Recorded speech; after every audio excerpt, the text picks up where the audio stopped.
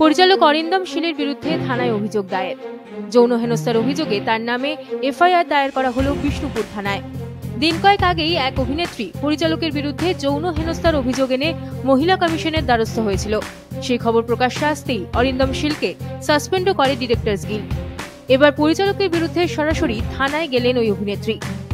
অভিনেত্রীর অভিযোগ, ঘনিষ্ঠ দৃশ্য বোঝাতে গিয়ে পরিচালক তার সঙ্গে অশালীন আচরণ করেন।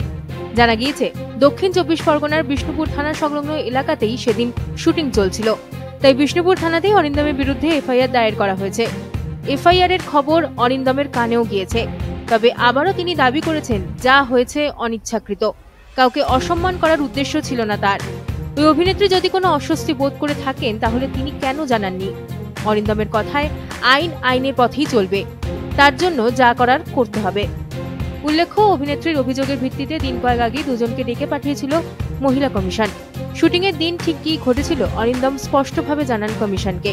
বারবার তিনি দাবি করেন, যা ঘটেছে তা অনিচ্ছাকৃত। এতে যদি অভিনেত্রীর খারাপ লাগে, অসম্মানিত বোধ করেন, তার জন্য ক্ষমাও চেয়ে নেন তিনি। পরিচালক সংবাদ মাধ্যমকে জানান, কমিশনের তরফে তাকে লিখিত দিতে বলা হয়। তিনি রাজিও হন। তবে কমিশনের তরফে লীনা গঙ্গোপাধ্যায় তাকে জানান, অনিচ্ছাকৃত শব্দটি লেখা যাবে না, কারণ মেয়েটির খারাপ লেগেছে। তাতে রাজিও হন অরিন্দম। কমিশনের কাছে ক্ষমা চাওয়ার সেই চিঠিটা প্রকাশ্যে আসতেই অরিন্দম শীলকে সাসপেন্ড করে ডিরেক্টরস গিল্ড। অরিন্দমের আক্ষেপ, গিল্ডের তরফে তার সঙ্গে কোনো কথাই বলা হয়নি, হঠাৎ সিদ্ধান্ত নিয়ে জানিয়ে দেওয়া হয়েছে। কিছুদিন আগেও টলিউডের একটা ইস্যুতে সকলের সঙ্গে কাঁধে কাঁধ মিলিয়ে লড়াই করেছিলেন, অথচ সেই গিল্ড তার কাছে একবার জানতেও চাইল না কি হয়েছে। শুটিং এর দিন ঠিক কি ঘটেছিল অরিন্দম জানিয়েছেন, তখন মে মাস, একটা ঘনিষ্ঠ দৃশ্যে শুটিং চলছিল। স্ক্রিপ্টে লিপলক থাকলেও অভিনেতা বা অভিনেত্রী তার করতে স্বচ্ছন্দ বোধ না করায় সেটা তিনি স্ক্রিপ্ট থেকে সরিয়ে দেন। সিনে তারা কিভাবে ঘনিষ্ঠ হওয়ার শটটা দেবেন সেটাও বুঝিয়ে দিচ্ছিলেন পরিচালক। অরিন্দমের কথায়, প্রত্যেক শিল্পীকে তিনি শট অভিনয় করে দেখিয়ে দেন। সেই মতো সিনটা বোঝাতে গিয়ে তার মুখটা অভিনেত্রীর গালে ছুঁয়ে যায়। অরিন্দমের দাবি, সবটাই ঘটেছে অনিচ্ছাকৃত।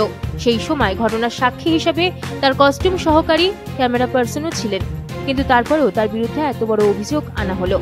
অরিন্দমের সাসপেনশনের খবর প্রকাশ্যে আসতে সোশ্যাল মিডিয়ায় উচ্ছ্বাস প্রকাশ করেছিলেন স্বস্তিকা মুখোপাধ্যায়, শতরূপা সান্যাল, রূপাঞ্চনা মৈত্র থেকে বেনি বসুরা। অরিন্দমের বিরুদ্ধে প্রথম যৌন হেনস্থার অভিযোগ এনেছিলেন রূপাঞ্চনা মৈত্র। এছাড়া একাধিক অভিনেত্রীও অরিন্দমের দিকে আঙুল তুলেছেন।